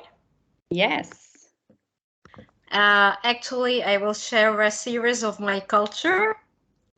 It is an Arabic series, was produced by Netflix last year. It's called Finding Ola. Ola, in brief, was a housewife, having 2 kids. And she wasn't working for around 12 years. And then after a divorce, she started to think about her own business and doing a new business to work in so she can fund her life and her kids' life and sustain them. So this is in brief. She made a brand for beauty care products called Second Chance, and that was the start of her. So if we applied the presentation in chapter 1 on this topic, so we will find that Ola's business is an open system organization where she gets raw materials, human resources, materials, and suppliers, and she processes them in her organization through marketing, sales, and packaging and accounting activities, and produce her final product and sell it in market. The main reason for her success was the human capital, actually, her family, kids, whom were sharing with her the work activities, her friends, and some loyal employees.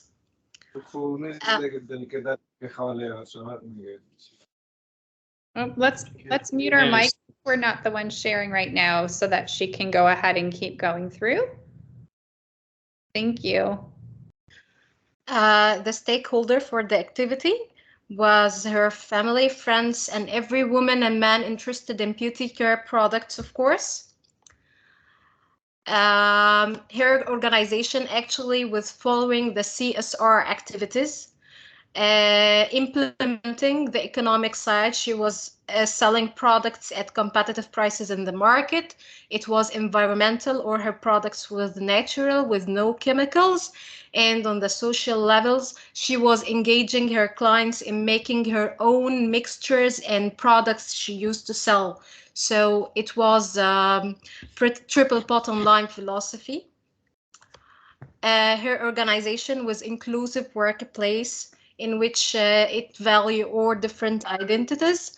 They were a team from different genders and from different values. On the surface level, they were a group of different genders, races from different cities in the country. On the deep level, they were of different mentalities and opinions and values. Diversity benefits appeared greatly. They were introducing multiple ideas to get the business successful. And the diversity drawbacks appeared at the beginning because they were minor conflicts that was preventing the system to be very effectively at the beginning, but then all conflicts disappeared with adoption, of course. For the work-life integration, Ola was struggling at the beginning very much because she wasn't used to have a balance between work and kids and their studying. But after a while, she started to adapt and integrate her life and work together, and engaging her children in the process too. Fantastic. If I can have you just choose one more key detail that you have there so that we can make sure we have time for the rest of your colleagues. And I can't wait to read the rest of it. So choose a good one, but no, I'll be reading the rest. It's very thorough. Thank you. For the Morse model, actually her motivation directed her to her success greatly. Her ability and her team's ability, their natural talents and the skills they have was very cooperating in the business success. Everyone was understanding his duty and role they were having a perception for. And of course, there was some situational factors like the time, limited time and budget, but they overcome all these challenges. Fantastic. Thank you. Aaliyah.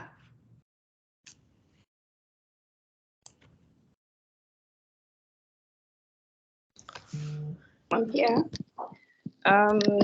Hello. Are you ready to share?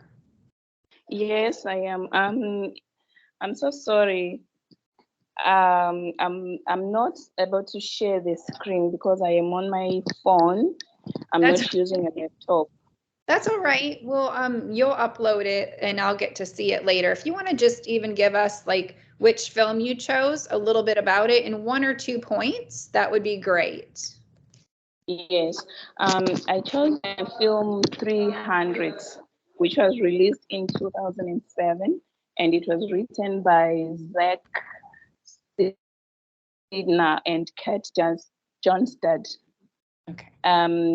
The film setting is about an ancient Greece and tells the story of war between the Spartans and the Persians. And the main character, King Leonidas, leads the group of 300 Spartan soldiers against a countless number of Persian soldiers. And the organizational behavior that is indicated in this film includes motivation, emotions, and mood, leadership, power, and politics. And then throughout the film, the relenting strength and influence is apparent. And Leonidas possesses several qualities that make him a charismatic leader. And he constantly gives his followers motivational speeches in order to inspire them and stimulate their desire to fight harder and more effectively. Fantastic. So that's just the summary of what I had. Thank you. Thank you. And thank your little one for joining us today too. Oh, I'm so sorry about that. No, it's always, I mean, life is happening all around us, right, everybody? Rhodas, are you ready? Yes, let me share my screen. Thank you. And again, I'm going to ask you to keep it brief. I know you have like a lot of excellent things there, and I am going to review it. We just want to give a quick snapshot for everybody, okay? Do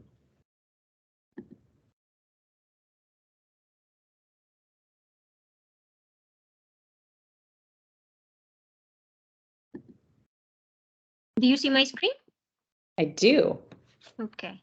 So I chose an Indian movie, which is called Laksh, but I read it as Laksha. So it was directed by Farhan Akhtar. And it's a movie about a guy who didn't have a Laksh. Laksh, which is an Indian word, means an objective in his life, and didn't take his life seriously. But his friend wanted to join the military, and he also wanted to join the military because of that, because his friend wanted to join. So he joined to the Indian Military Academy. After that, his life changed. And the organizational behavior concepts I found are motivation, leadership, specifically self-leadership, need for achievement, and growth in ability of Karen specifically. So it shows how people in military and in military academies are very different. I mean, it's a very harsh environment, and that led Karen have that objective of his life, which is to defend his country. So basically, the movie was about war between India and Palestine. I mean Pakistan. India and Pakistan. So that's all about the movie. And when we see about the movie in Mars model, so M stands for motivation. So motivation.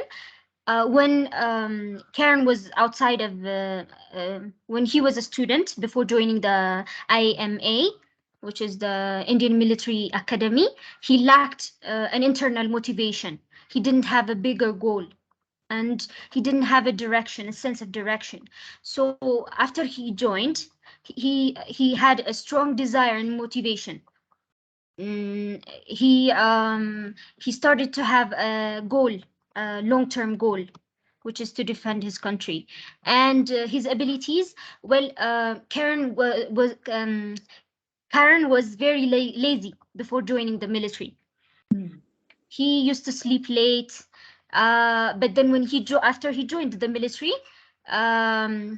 he was very clever. After having that motivation and desire, he was the first one to wake up. He was the top of his class, and so on. And also in the abilities, after the students graduated from the academy, they were assigned to different positions based on their abilities. And when we see in role perception, at first, as I've mentioned, Karen didn't take his role seriously. He even escaped from the school to quit totally. But after his parents, which are an external force at this point, were not supportive of him, that pushed him to go back to the organization. And other situational factors can be constraints are, for example, they had a time constraint because they were about to be invaded by Pakistan. So that was one, and 12 soldiers were assigned to do the task, but six were injured. So that's another constraint. The cues can be they used this certain communication, which they call names, different names, like they called their leader a lion when using cell phones. So that can be a cue, and that's about it.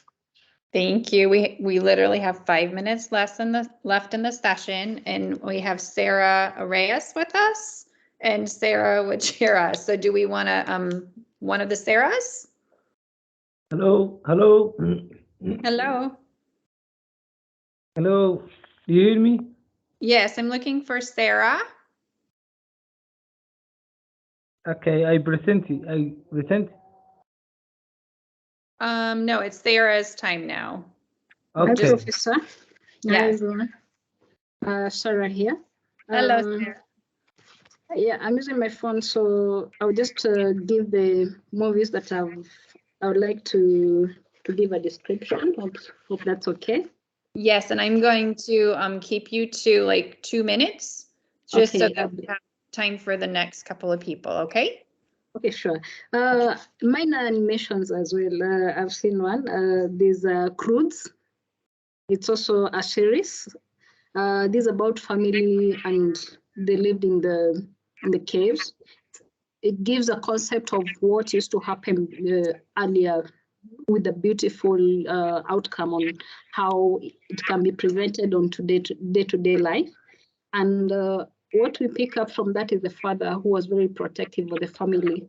So the organizational behavior we pick up from this is leadership. Also, we find power and personality.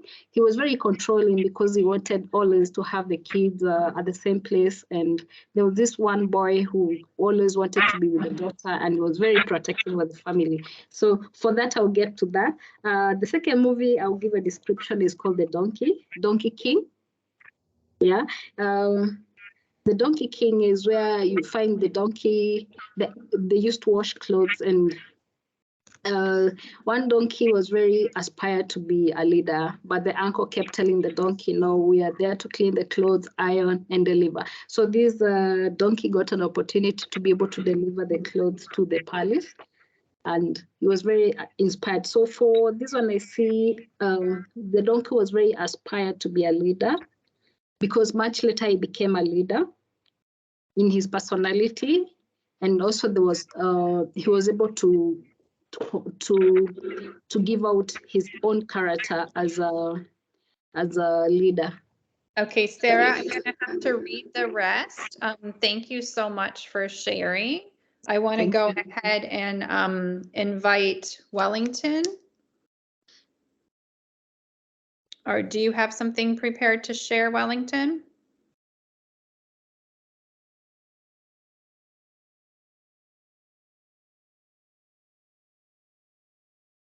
Okay, so Winnie. Miss, I think you skipped Mansour.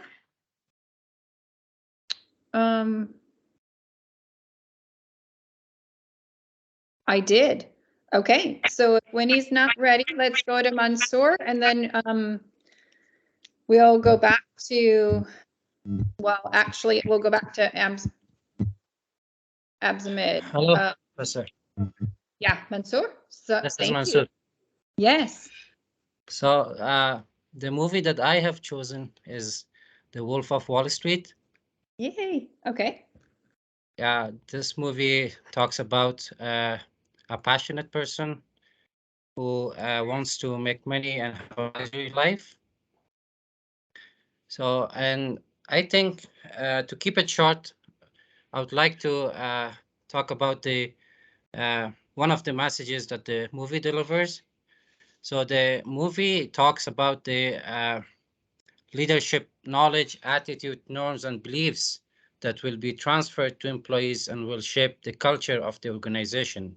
Okay. So that's one of the messages that I have learned from the movie, which I shared with you. Thank you. And I'm going to cut you right there because we have 1 minute for for our last share. And then if you want to stay on, I'm going to front load for the 13th. And I thank you for your time. I look forward to reading your representation of Wolf of Wall Street.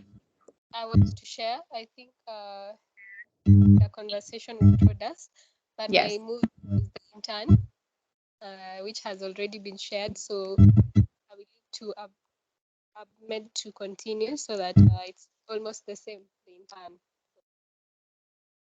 I'll share mine in Moodle. Okay. You actually don't have very good reception right now. So, and I know that you said you did a movie that was already presented. So I'm going to go ahead and give you that credit. And I look forward to reading it in the Moodle. Abdismed? Hello, do you hear me? Yes. Okay.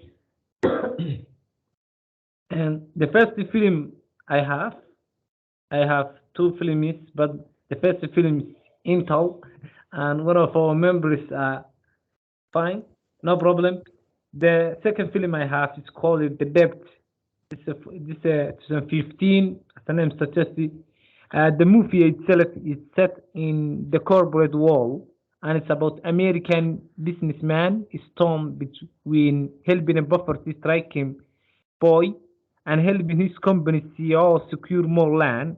So, as the name suggests, this film is talk about the debt, and the actor of the film is searching for how to find more secure. This film is a film that have many organizational behavior in this context.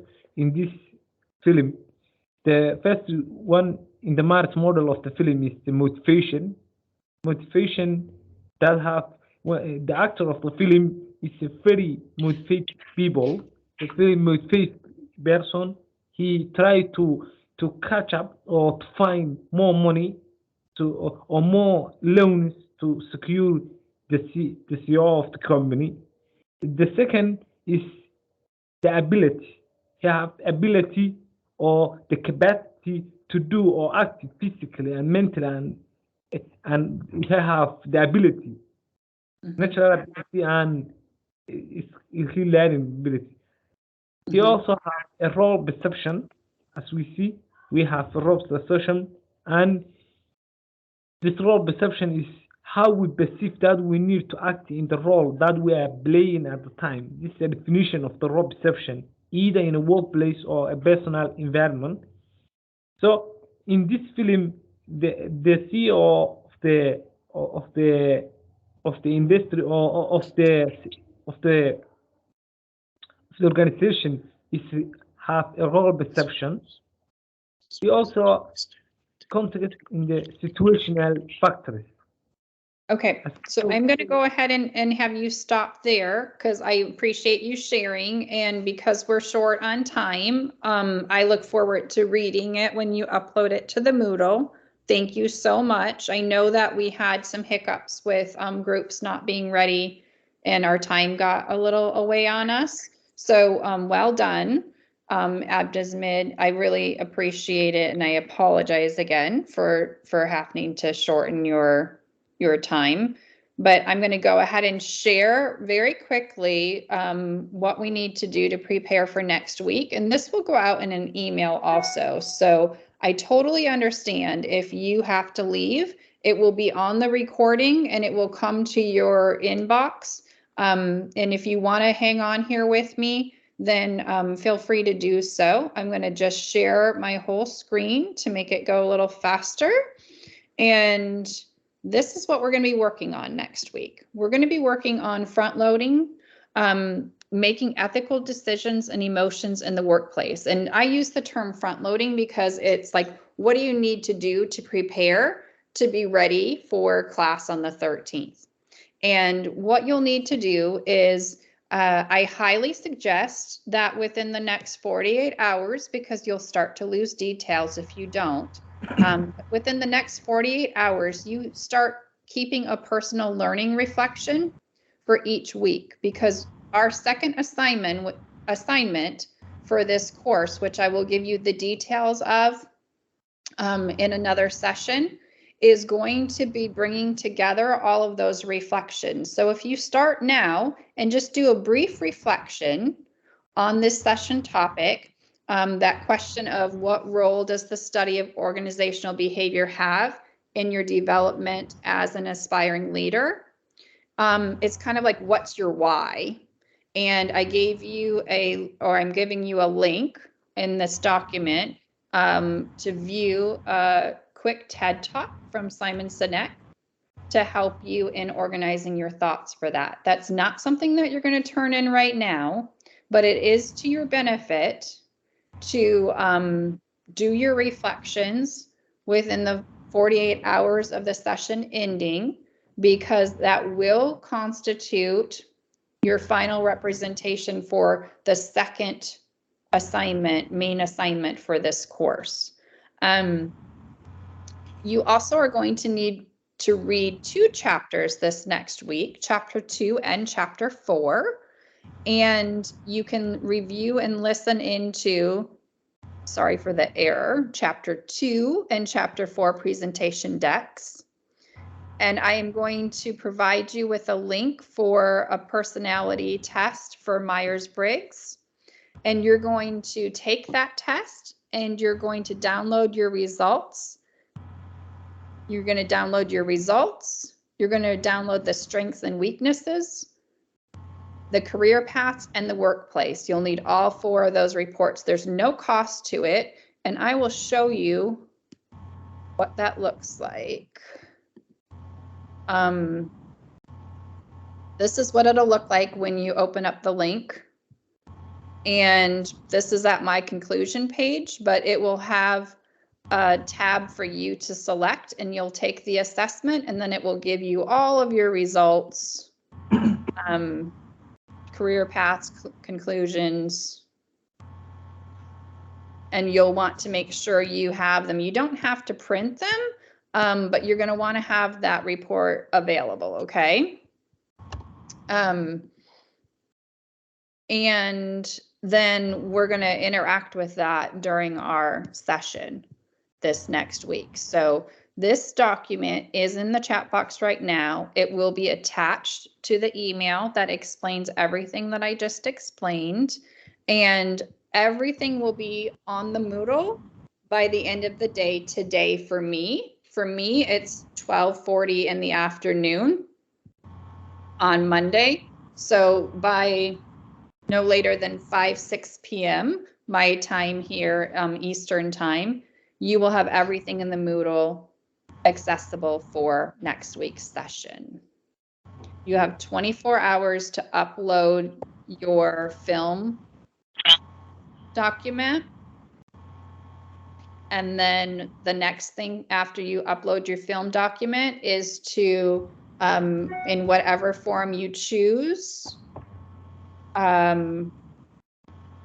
make sure that you have your reflection, that you're capturing your reflection, and then you'll be ready to engage with the materials for June 13th.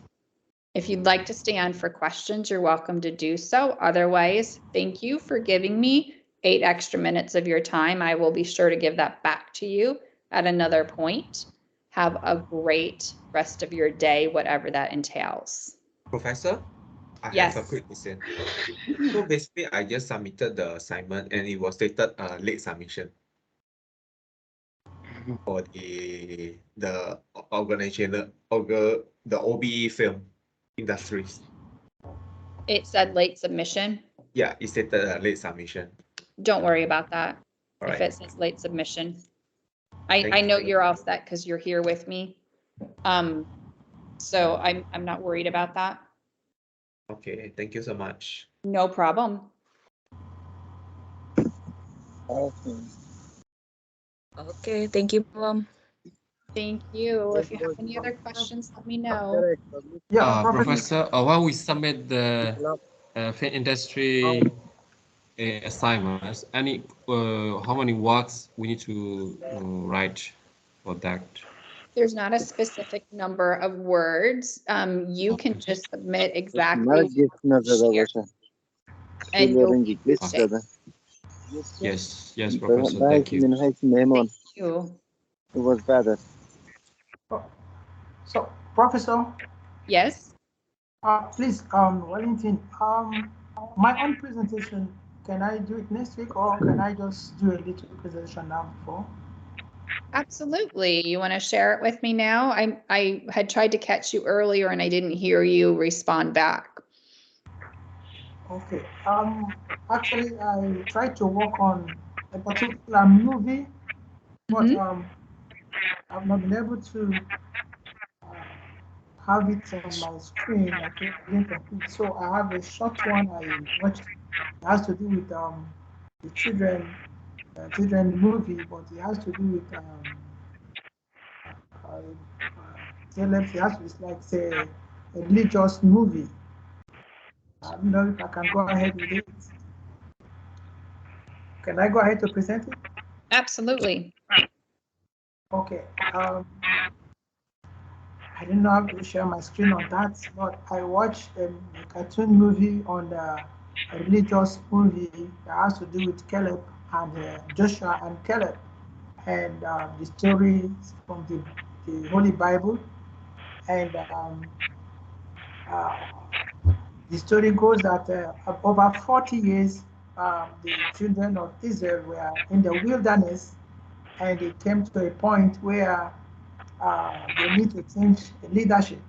And Moses now selected about 12 men to go and spy out the land of the Canaan. And reaching there, when their reports coming back to give back their feedback to their leader, only two, Caleb and Joshua, were able to be courageous enough to tell the leaders that, look, Moses, we can conquer this land if we go ahead, while others, other things were like, no, we cannot conquer them. These people are giants. If we are trying to go and fight them, we can't win, we can't conquer them. And that story, organizational behavior I derived from this story is that in an organization, some people are inspired while some are not. Some people can easily, they are like the type that can easily discourage others from achieving organizational goals. So people are not visioned, they cannot see the vision, the goals, the aim, the objectives of the organizations where the company or the organization are going. So they are only looking within the periphery, looking at the obstacles that serve as a discouragement to them. Another understanding about organizational behavior is that Caleb and Joshua display leadership quality. They are courageous, they are motivated, they are brave, irrespective of the challenges they may face on the road or on the way while going. So I feel in organization it happens where I work as a particular task given to us to carry out an assignment, and we are in a group. We have to investigate how we can incorporate like online programs, and some people were like, it's not possible. And because maybe they contacted one or two vendors that we are not expert on that field, but some of us were able to contact some people that have expert experience on it, and we were able to execute that project. And that's why I know that in the organization, Some people are, irrespective of the challenges, can take up the task and then exhibit a good leadership quality, and the leadership will be happy over it. Thank you very much. Excellent points about context and expertise, Wellington. I look forward to reading that a little further, as you broke up a little bit while you were speaking, and you made some very good points. So thank you for sharing. Any additional questions? I have a question. Yes. So about the reflection Yes. of every session, are you going to attach a link that in Moodle, or I mean, how are we going to? No, I'm not collecting the reflections individually. You will end up using those reflections to compose your second assignment for the course. So that's your notes of what's essential from each of the sessions. And I'm going to give you more details on that in within the next couple of sessions. I just didn't want to overwhelm everybody with everything all at once. Okay, thank you.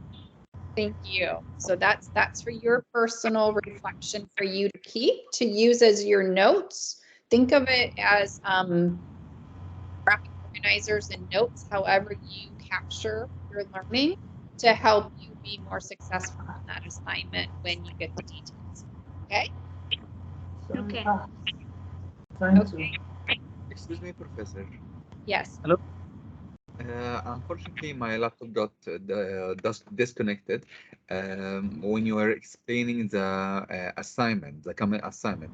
Can you explain it again, please? Oh, absolutely.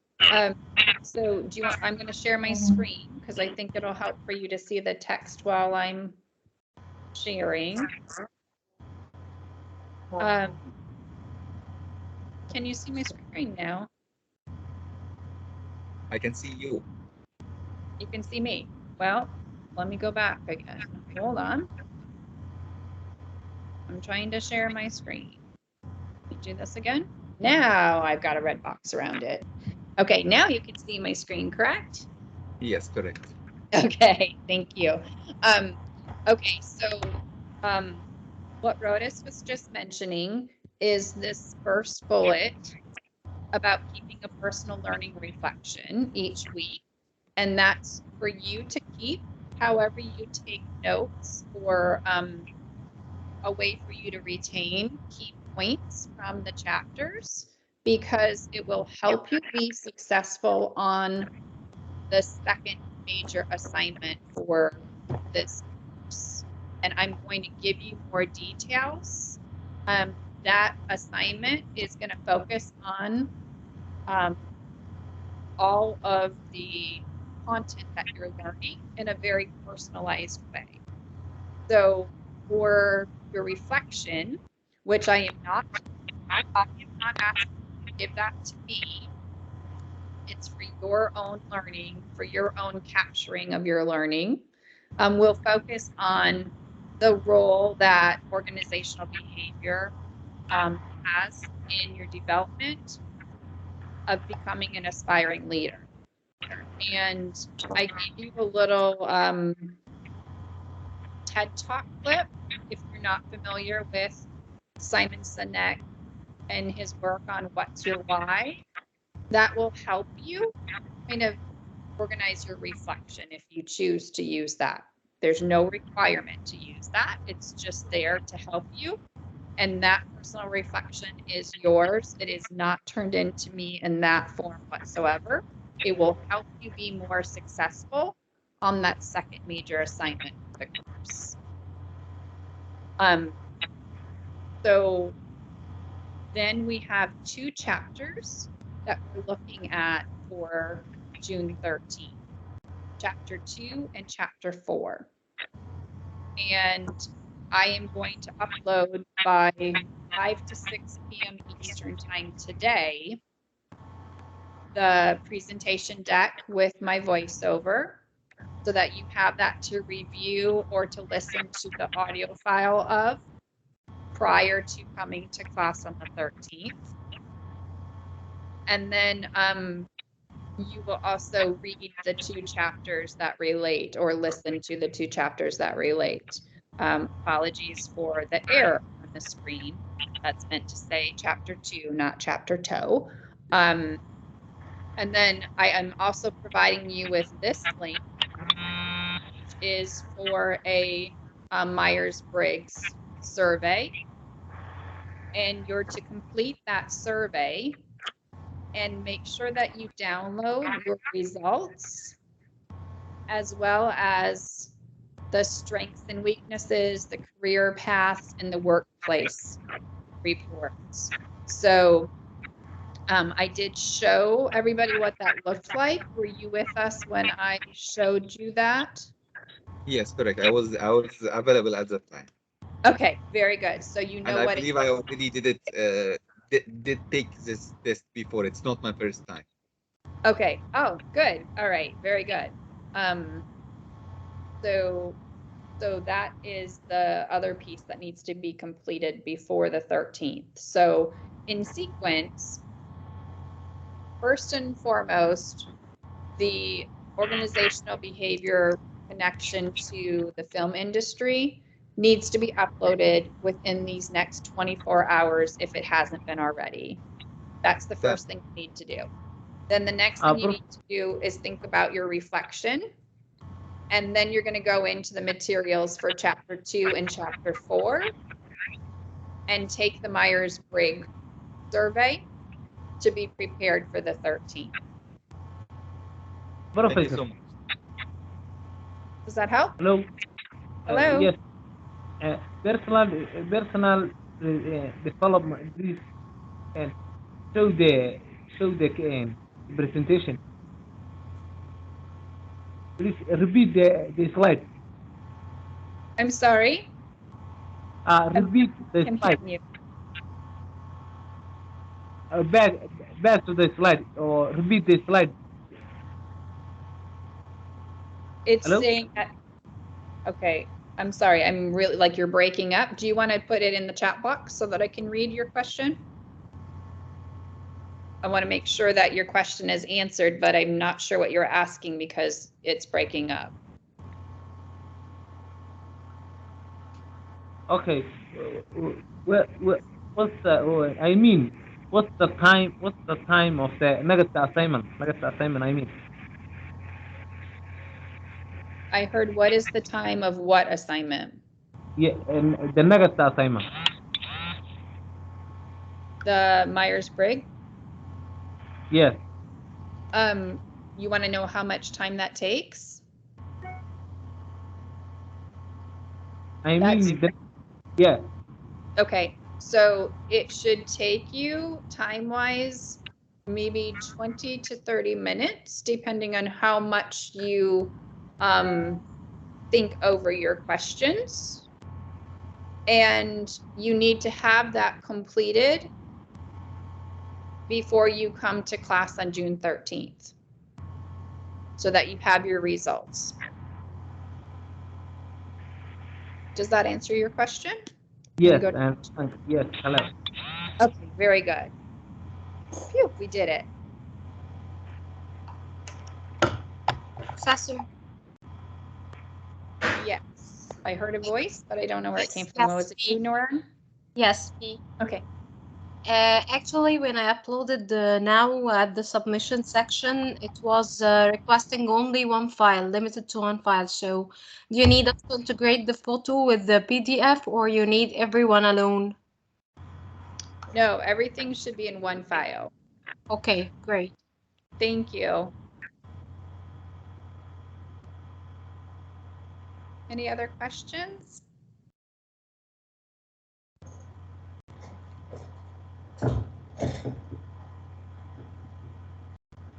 Okay, so this should be a smooth week because everybody should have their ebook. That's congratulations for all of you.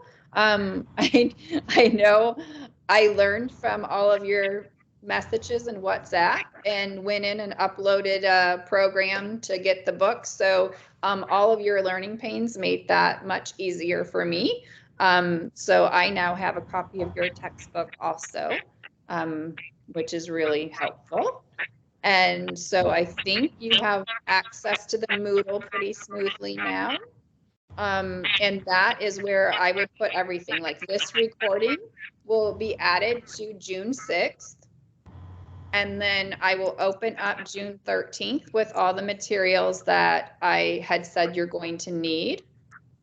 And as a backup, when I send the email to you all through your university email account, I will include the Google file link. So at a minimum, you will have that as a backup. That's not in addition to what's on the Moodle. Go to the Moodle first. If you have a hard time accessing through the Moodle, then go to the Google link that I provide, and that will have everything that I upload to the Moodle. So there's no, my intention is for access not to be an issue, so that you have everything you need so that you can be well prepared and you can participate to your fullest ability when we meet on the 13th.